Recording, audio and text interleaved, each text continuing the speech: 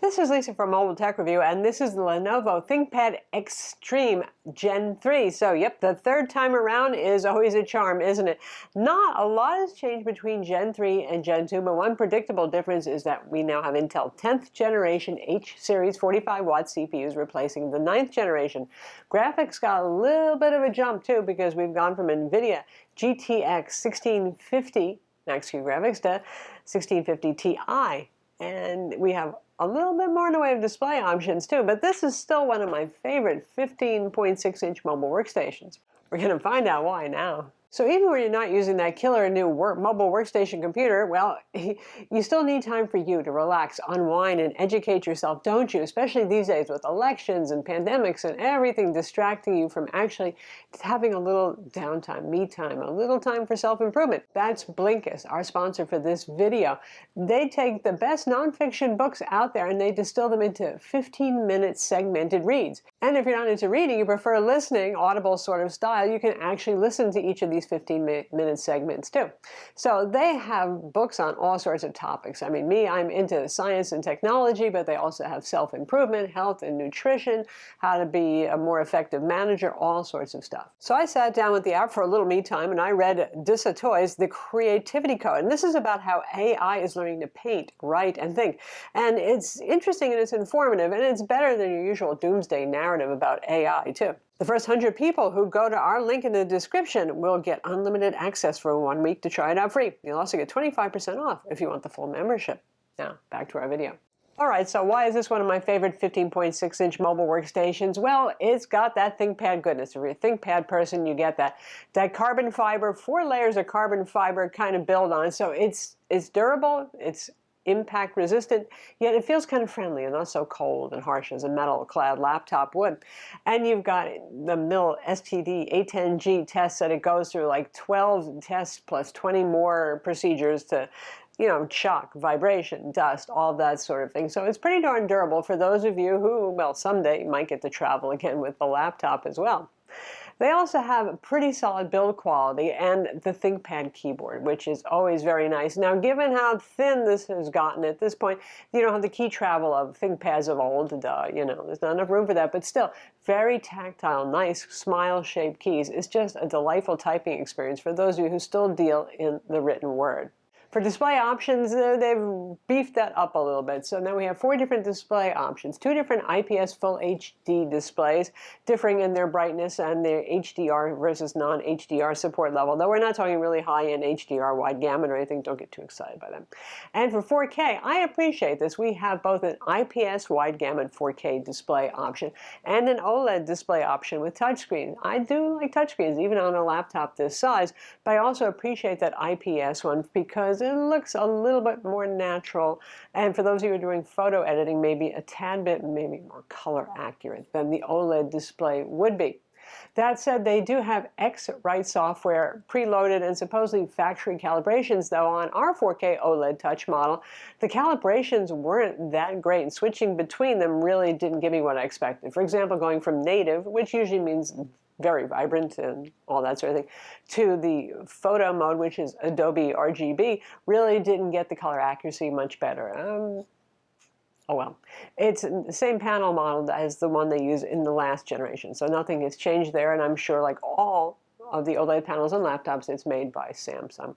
It's a pretty decent panel, don't get me wrong. I think for media consumption, it's OLED, or for those who want touch. For those who are really doing photo, content creation, video, where color accuracy and all that sort of thing count, you might want to go for the IPS version.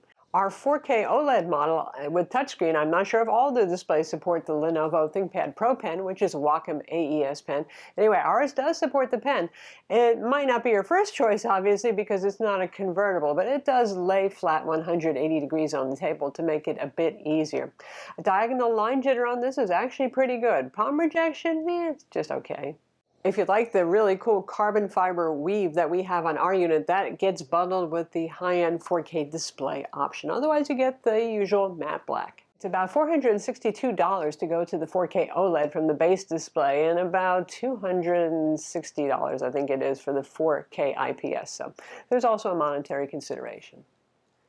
As ever, this is a pretty upgradable laptop, and for something that is supposed to be a kind of mobile workstation class, I would certainly hope so. You have 2 RAM slots, so you can go anywhere from 8 gigs in single channel mode all the way up to 64 gigs in dual channel. And when you do a build to order, you can choose whether you want single or dual channel. If you plan to upgrade it yourself later, for example, you might just go with 1 RAM module and then add the other one yourself. It's good to have those options. It's DDR4, 2933 megahertz RAM.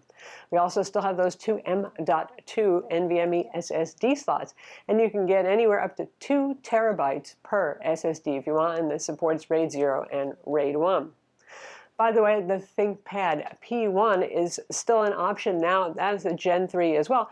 For those of you who want basically the same identical chassis and laptop, but the difference there is NVIDIA Quadro graphics. You know who you are if you need Quadro graphics. Mostly the CAD crowd and the optional Intel Xeon at the top of the range there. I think for most people, probably the X1 Extreme is going to be it. You know who you are, like I said, if you need Quadro or Intel Xeon and error-correcting memory.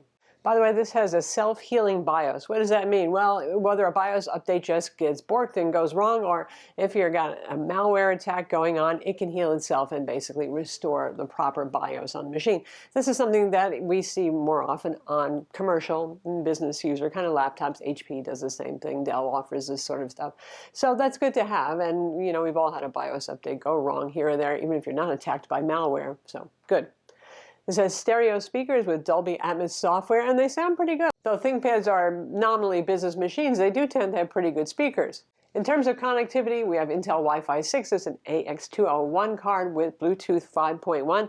And in terms of ports, we have 2 Thunderbolt 3 ports, full 40 gigabit per second. We've got HDMI 2.0. We have USB-A ports. We have a full-size SD card slot. Yes! Of course, a headphone jack as well. So you've got it pretty well covered there. And as always, Lenovo has dongle adapters for Ethernet, or you can just get a USB-C Ethernet adapter too. It's up to you on that front. Smart card reader is optional. Again, this is a business-oriented product, so they have to make that option available. Also, there's optional 4G LTE available. No 5G yet, but we don't really see that too often on laptops at this point. It comes with the same very compact 135-watt quick charger that we saw last year, and that can give 80% of a charge in an hour's time, which isn't too bad. It has the same 80-watt-hour battery as last year's model, which is pretty darn decent. It doesn't quite live up to the Dell XPS 15 latest generation's big battery option, but it's about the same as a Razer Blade 15, for example. Battery life is really going to depend on what configuration you get. Not so much Core i7 vPro or not vPro, both of those are available.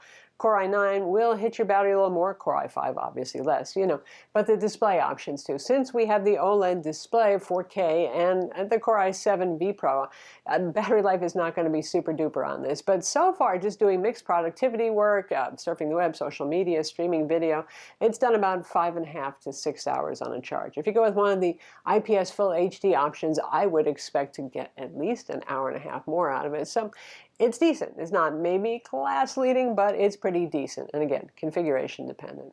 So there aren't a lot of direct competitors. Well, Lenovo's own ThinkPad P1 sort of is, but again, I've explained that one. There is the Dell XPS 15. We can't ignore that. And that one is good, especially if you go with the full HD there, then the battery life on that is pretty impressive. I think there are Dell people and there are ThinkPad people. Which aesthetic that you want more? Do you want that metal-clad kind of thing going on, or the carbon fiber experience? I would say ThinkPad still, no surprise, have the better keyboards on them, but the XPS 15 is no slouch too. One thing I will say about the XPS 15 now that they're going with just USB-C Thunderbolt 3 ports, well, and an SD card slot, is for those of you who need legacy ports and don't want to carry dongles around, the ThinkPad becomes more attractive. To take off the bottom cover, Phillips head screws, and I kind of wish they only had more than one screw in the front edge here, because that means the plastic clips that hold this are pretty tenacious along the front edge to make up for that. So, ventilation over here, good. Speaker grills over here, and this is a combination of aluminum and ABS according to Lenovo. It sounds mostly like metal to me. And here are internals, again, much like the last generation. So here are fans, not exactly immense, are they? Well, so that's why when we ran benchmarks that are more demanding and that sort of thing, then the CPU core temperatures would go up into the 90s. If you really push this hard, it will get toasty. It doesn't get particularly loud, though. They're nicely tuned for that. And under normal business use, really, it doesn't get hot in the least, but it's just when you're pushing it pretty hard. This empty spot right here is where the 4G LTE card would go if you ordered it with that option. The speakers are surrounding the battery, the 80 watt-hour battery, as per usual. 2 RAM slots. One is covered with a little piece of mylar tape or plastic tape right here, but 2 RAM slots. And this just covers VRMs and other stuff, really a little heat shrouding, and that's about it. 2 M.2 NVMe SSD slots. Obviously, we have a 1 terabyte drive right over here, and nothing in the second slot. Of course, you could put something in the second slot. As we're seeing more and more often, the Intel Wi-Fi card, that's the AX201 Wi-Fi 6, is soldered onto the motherboard right there.